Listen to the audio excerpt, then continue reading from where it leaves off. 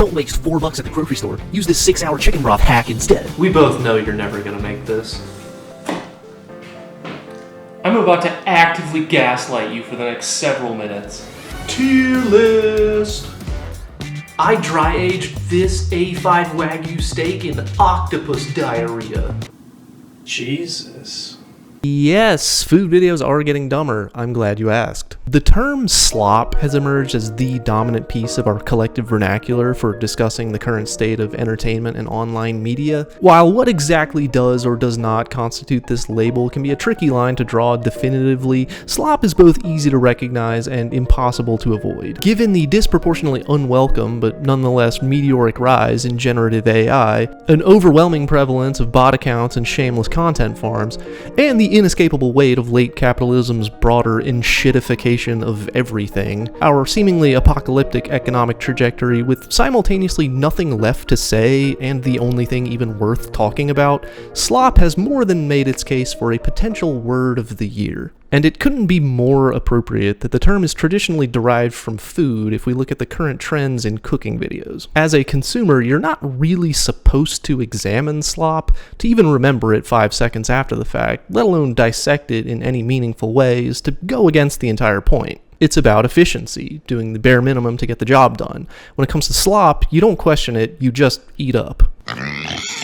But analyzing the social and monetary economics of slop content, the people who make it, platforms that distribute it, and why we all consume it more than ever, can tell us something about our question. Why are so many food videos like that? The kind of obvious point is that it's nearly impossible to overstate the universal appeal of food media.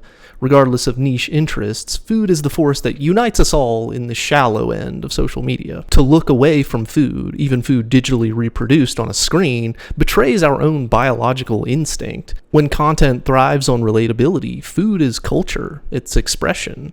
Sharing a home-cooked meal is the bonding activity we associate with our most intimate loved ones. We spend the majority of our lives subconsciously looking forward to or logistically planning around our next bite to eat. Making it is both an art and a science, and learning how to best do that in a style that fits your preferences is some of the most practically and economically useful knowledge to be gained online. To that point, there's an almost equally powerful degree to which that appeal can be leveraged to boost the popularity of some of the stupidest videos on the internet. You're just gonna have to pretend I'm a MILF in a low-cut top for this one? So both can be true. No other type of media has taught me more practical skills directly applicable to the mundane routine of everyday life, and no other media has forcefully annihilated more of my brain cells during a doom scroll session pointless enough to remind me that the internet was in fact a mistake. There are creators in this space with exceptional talent in both cooking technique and making highly entertaining educational videos. But if you're chasing success with no concern for quality, as with most things these days, it's just a lot easier to game the system. For example, a concise, non-sensationalized guide to one of your go-to underrated meals that doesn't require particularly advanced technique, specialized equipment, or exotic ingredients is probably peak practical content. We stan internet Shaquille in this house. There, am I doing the brainrot thing right? But it doesn't reach the full returns of rage bait, engagement farming, or any of the worst kinds of spectacle. See, if we're gonna bother cooking beef on camera, we're better off doing a raw or perfect steak reveal. No matter how identical it is to the millions of others online, this format will bait you engagement from guys who think liking the most undercooked beef imaginable is the same thing as having a personality, Redditors in the wild who can't fight the compulsion to farm meaningless internet points by recycling stale micro copy pastas, or regular commenters simply fighting amongst themselves about what constitutes a perfect medium rare by the dozens,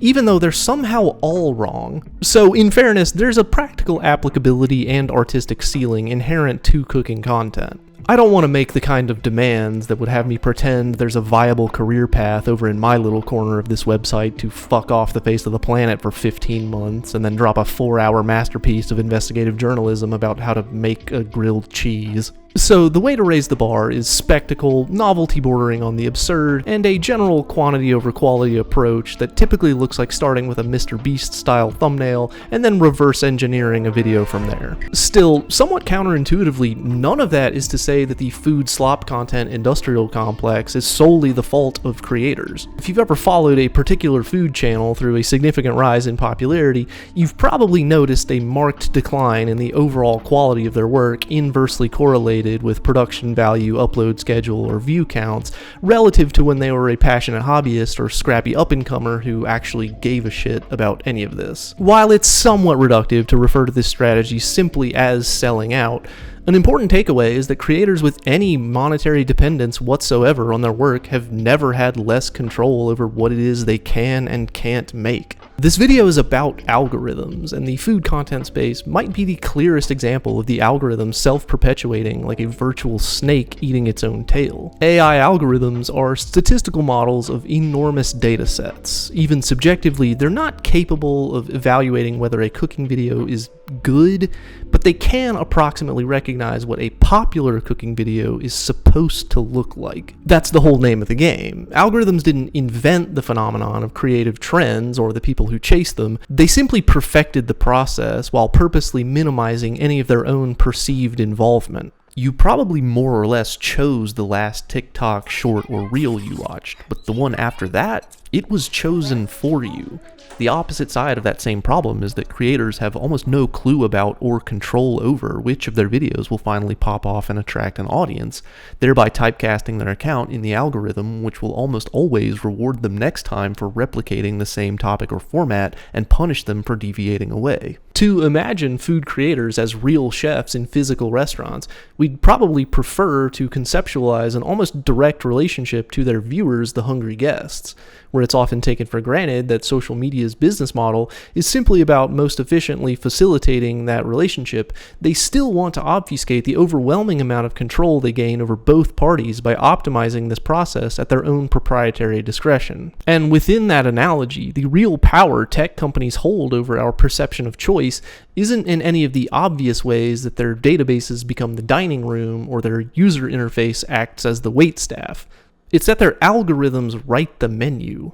No one wants to make multiple videos dry aging expensive beef inside increasingly repulsive liquids out of true creative inspiration or genuine curiosity, but almost anyone would be willing to do it for enough clicks and money. On the other hand, no one actively seeks out that type of video because they just can't get enough of it smells kind of weird, but it pretty much just tastes like steak. But almost everyone is willing to give it just enough attention when met face to face with a short-form autoplay or provocative title. The algorithm pushes both creator and viewer further and further toward slop content, framed through the plausible implication that in both cases, the blame lies with the preferences of the other party. Between its universally instinctual mass appeal, short-form nature, low creative barrier of entry, tendency to gravitate toward spectacle, and high propensity for rage bait engagement, food content is the ultimatum of a creative process being usurped at every step by artificial intelligence,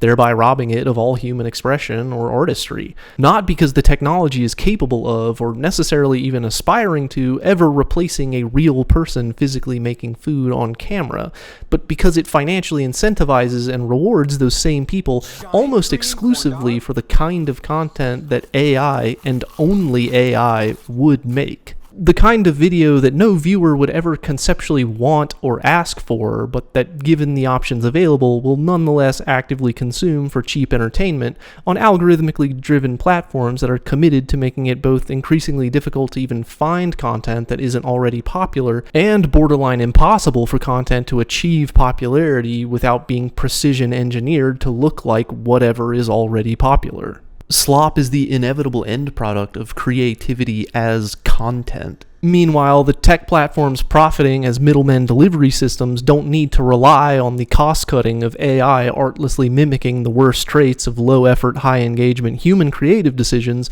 because they already have the next best thing. Humans all too willing to appease the worst creative demands from an AI out of vested interest in perpetuating their own success. The end product is functionally the same. The economics at play dictate that creators move further toward making slop, and that viewers are conditioned to watch almost nothing but slop. Not because anyone wants to support, let alone watch themselves become a content farm, but because YouTube is a content farm. What else could it be? Alright, that's the end. Thanks for watching. I know this was kind of a shorter, silly one. I also make good videos. They just take a really long time, usually, and kind of take a lot out of me. Sometimes, apparently, they even get shadow banned. It's fine, we don't have to talk about it. But you can watch one of those if you want to. But I was just trying this out for now, so thanks.